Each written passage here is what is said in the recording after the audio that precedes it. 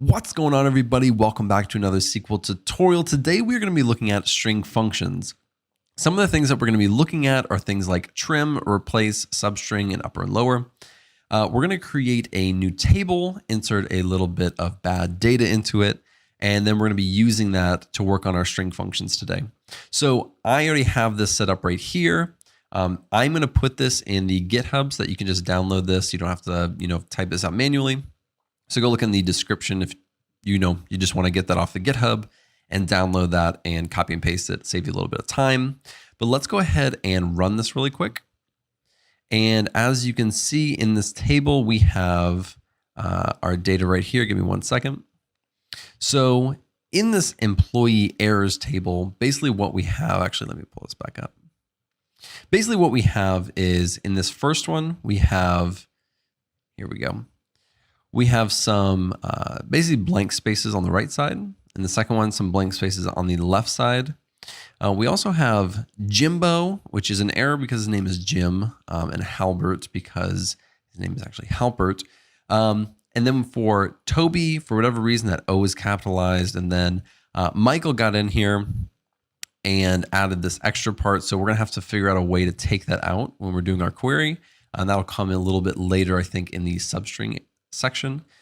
So let's get into it right away. Let's start using our left trim and right trim. And we're going to kind of go through each one pretty quickly, hopefully. I'm not trying to make this a super long video because we got a lot of things to get through in this one video. So I'm going to go through the trim, right trim, and left trim. Let's look at the employee ID because that's the one where we have some blank spaces on the right and the left side. The left side, you'll be able to, obviously, you're going to see that one much easier, but let's start walking through this. So let's do select employee ID.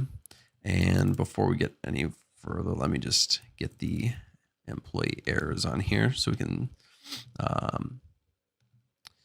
that we can see everything as it comes up.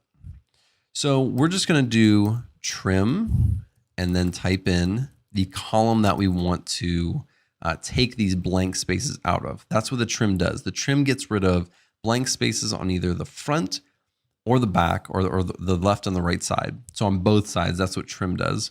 And we'll say as ID trim. So let's run this one really quick. And as you can see, this is our regular employee ID. And so, you can't visually see it as easily on this first one, but there are blank spaces after this 1001. And we got rid of those. And then there were blank spaces before the 1002, and we got rid of those. Now I'm just going to copy this 2 times because it's basically the exact same thing, but I'm going to show you them all at the same time. So it's the exact same thing except L trim and right trim. And let's take a look at all these at the same time. And let me pull it up. So in the let me see if I can get these all in here. Okay. In the trim, it got rid of both the left and the right side. So all of these were fixed. In the employee ID for the left trim, we're only going to be getting rid of this one.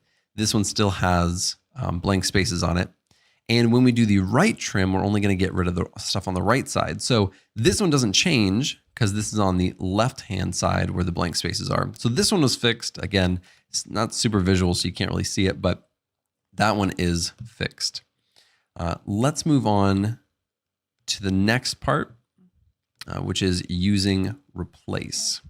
So for this one, we're going to be looking at the last name. So let's go back up really quick to the employee errors. As you can tell, the last name, the biggest one where we kind of want to take something out of because we don't want that, that dash fired still in there. We're going to replace that. And so let's look at how to do that.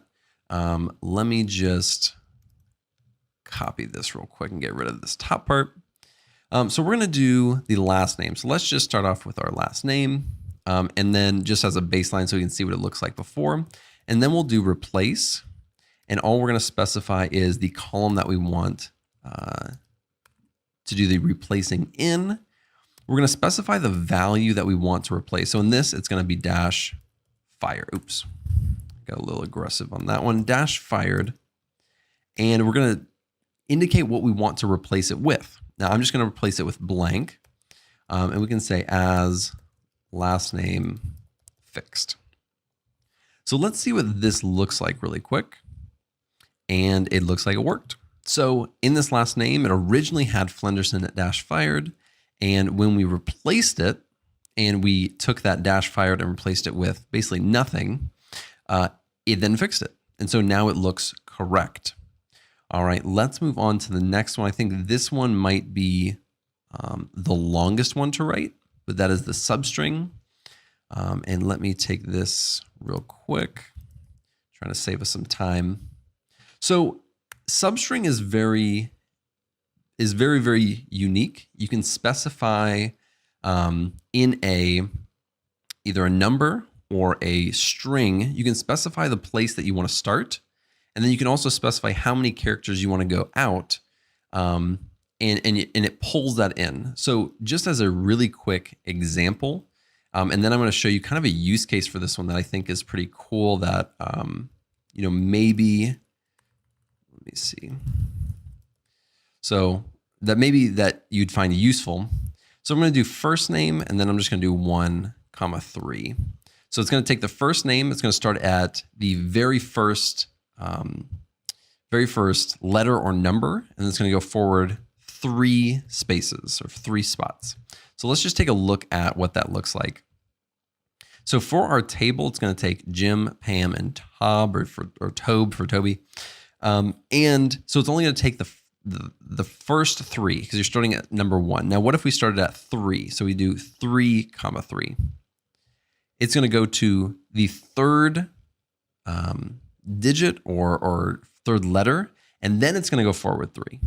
So you kind of get a sense of how this works. Now, I'm going to show you something that I think is very interesting that I think you guys will also find interesting. Let me fix that because I just messed it up.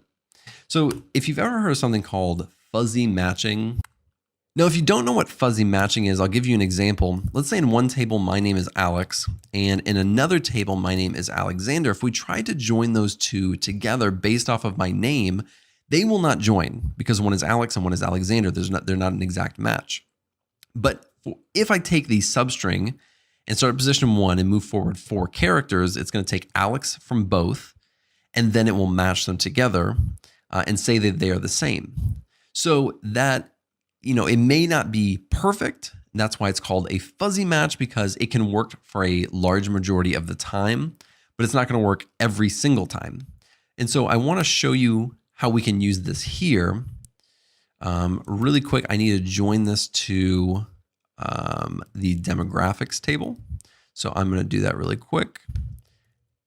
Bear with me for just 1 second. Let's try to make this at least look somewhat good. So what I'm going to do is I'm going to start off by saying, let's tie it to the first name. Let's do error.first name is equal to the demographics table first name.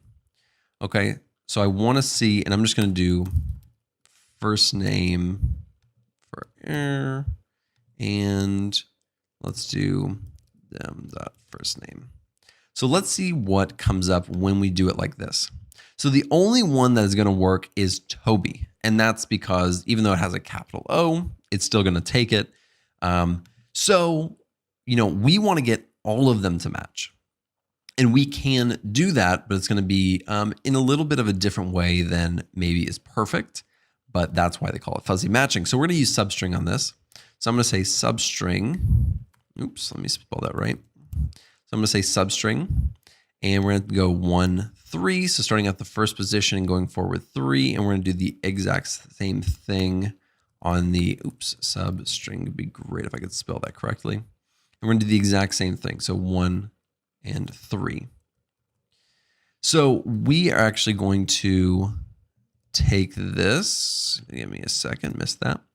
We're going to take this up here, and we're just going to go like that. And why did I copy it with the error? Okay, so let's run this really quickly.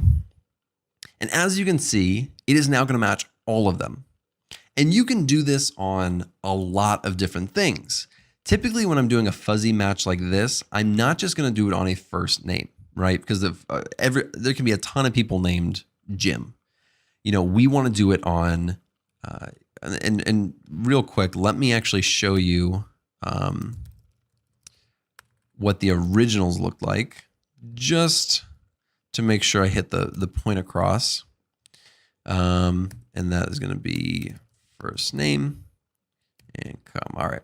So real quick, let's actually look at this. So it originally was Jimbo, Pamela, and Toby.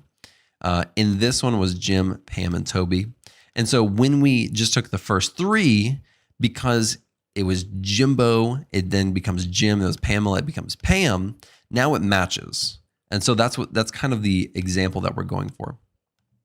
Like I was saying, I typically will not just filter on a first name because there's going to be a ton of people named Alex or Jim or Henry or whatever.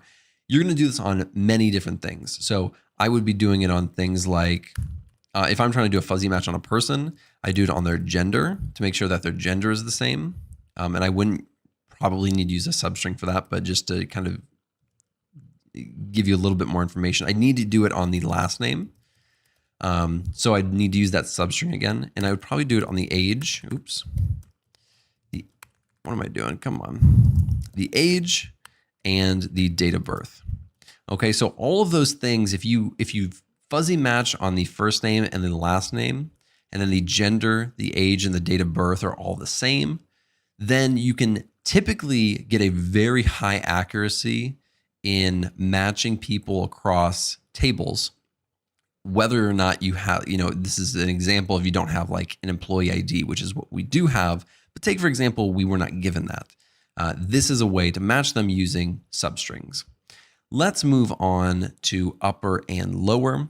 All upper and lower is going to do is basically take all the characters in the text and make them either upper or make them lower. So it's very self-explanatory. Let me copy this up here and we will get going on this one.